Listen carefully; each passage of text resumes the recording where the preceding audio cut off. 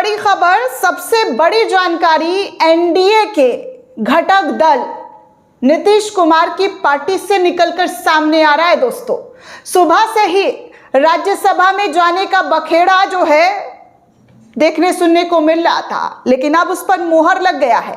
खबरें आपको जो एक्सक्लूसिव जानकारी निकलकर सामने आई है वो आपके सामने रख दूं तो नीतीश कुमार ने अपना राज्यसभा में नामांकन भर दिया है। साफ तौर पर आप इन तस्वीरों में देख सकते हैं कि नीतीश कुमार अपना नामांकन भरकर निकलते हुए नजर आ रहे हैं।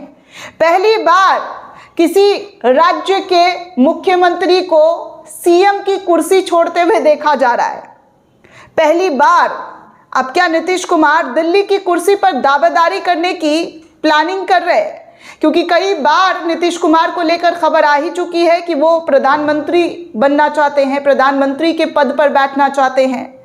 और जब तक मोदी जी हैं तो ऐसा कैसे पॉसिबल हो सकता है? हालांकि नीतीश कुमार चाहेंगे तो पॉसिबल भी है, क्योंकि पिलर नीतीश कुमार ही है। लेकिन इस वक्त की सबसे बड़ी जानकारी आपके सामने है कि नीतीश कुमार ने नामांकन भर लिया है, सीएम की कुर्सी छोड़ दी है। इस्तीफा देने की बात जो है उस पर मुहर लग गया है, क्योंकि राज्यसभा जा रहे हैं तो सीएम कुर्सी पर बैठकर तो कुछ करेंगे नहीं। बिहार से उनका, जी हाँ, बिहार की कुर्सी से उनका मोह माया खत्म होता हुआ दिखाई दे रहा है। इस्तीफा नीतीश कुमार का।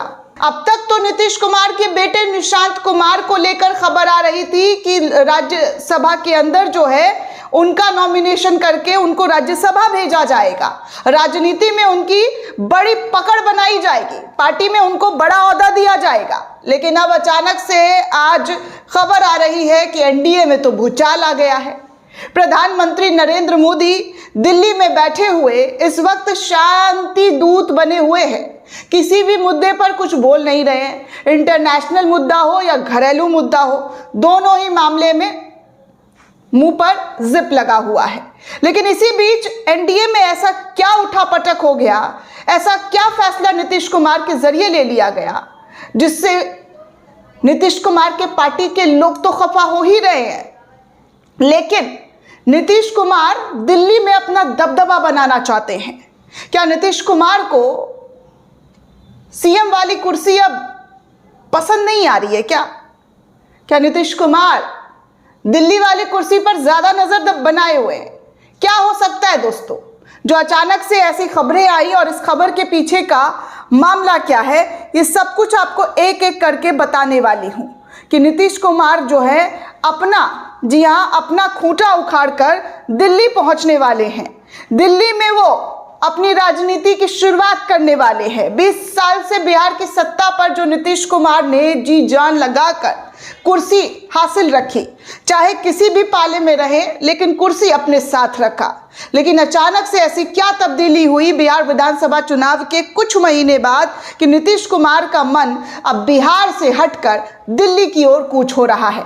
साथ में आपको यह भी दिखाऊंगी कि कितना भयंकर तरीके का विरोध हो रहा है, भयंकर वाला विरोध। जी हाँ, ये जो विरोध है वो क्यों हो रहा है और किस वजह से हो रहा है, ये सब कुछ आपको एक एक करके तस्वीरों के माध्यम से दिखाऊंगी कि 75 साल के नीतीश कुमार अचानक से एक्टिव हो गए हैं और राजनीति करने लगे हैं। जिस नीतीश कुमार के बीमारी की बात की जा रही थी, वो नीतीश कुमार अब जाग गए हैं राज्यसभा पहुंचने के लिए।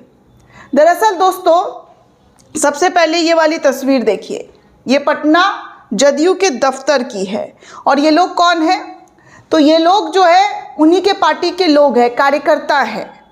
और ये लोग नीतीश कुमार के फैसले से अचानक से नाखुश हो गए, क्योंकि नीतीश कुमार को लेकर खबर आई कि नीतीश कुमार अब राज्यसभा में जाना चाहते हैं।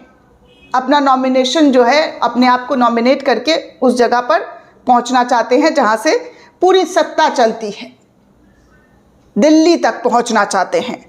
अब खबर आई तो उनके कार्यकर्ता झंडा वंडा लेकर उनके दफ्तर के पास पहुंचकर संजय झा मुर्दाबाद, संजय झा मुर्दाबाद, ललन सिंह मुर्दाबाद, बीजेपी होश में आओ, बीजेपी होश में आओ जैसे नारे लगने लगे। विपक्ष भी समझ नहीं पाया कि आखिर ये हो क्या रहा है। विपक्ष के जरिए ऐसा विरोध होता तो समझ में आता, लेकिन यहाँ तो अपनी ही पार्टी के लोग बेगाने हो रहे हैं। राष्ट्रीय अध्यक्ष मुर्दाबाद के नारे लगा रहे हैं, दूसरे दलों से लाकर जब पार्टी का अध्यक्ष बनाए जाएगा तो यही दिन देखना पड़ेगा, ऐसा विरोधी कह रहे हैं कि ये सब कुछ जो है बीजेपी के लिए आसान लग रहा था कि नीतीश कुमार की पार्टी को कंट्रोल किया जा सकता है, उनको कंट्रोल कर लेंगे। लेकिन नीतीश कुमार तो बड़ा दांव खेल गए और इस बार दांव खेलते हुए दिल्ली की कुर्सी पर, जी हाँ, दिल्ली की कुर्सी पर दावा कर दिया है, राज्यसभा में जाने की मांग कर दी है। दरअसल दोस्तों आपको बता दूं कि सीएम नीतीश कुमार के इस्तीफा देने की भी बात सामने आ रही है। कई खबरों में कहा जा रहा है कि नीतीश सीएम से इस्तीफा देकर राज्यसभा जाएंगे और बिहार में राजनीतिक गतिविधियां जो है इस वक्त तेज हो गई है। क्या नीतीश कुमार बिहार के मुख्यमंत्री पद से इस्तीफा देकर एक नई पारी की शुरुआत करने वाले हैं? क्या वो राज्यसभा जाने से पहले इस्तीफे की बौछार जो है उनके पार्टी में देखने को मिलेगी? क्योंकि अभी तो इस्तीफा को लेकर जो है कुछ ऐसी चीज़ें सामने नहीं आई है, लेकिन अनुमान यही लगाया जा रहा है कि नीतीश कुमार के इस्तीफा देने की खबर बिहार में होली पर फिर से उछली है और राज्य की राजनीति में बड़े बदलाव के कयास लगाए जाने लगे हैं। लेकिन सवाल यह है कि बिहार में बीजेपी के मुख्यमंत्री होने की लगातार पैरवी करते रहे गिरिराज सिंह से जब पूछा गया तो उन्होंने साफ तौर पर कह दिया कि आज होली का दिन है और होली के दिन ऐसे मजाक हुआ करते हैं, नीतीश कुमार जी मुख्यमंत्री हैं।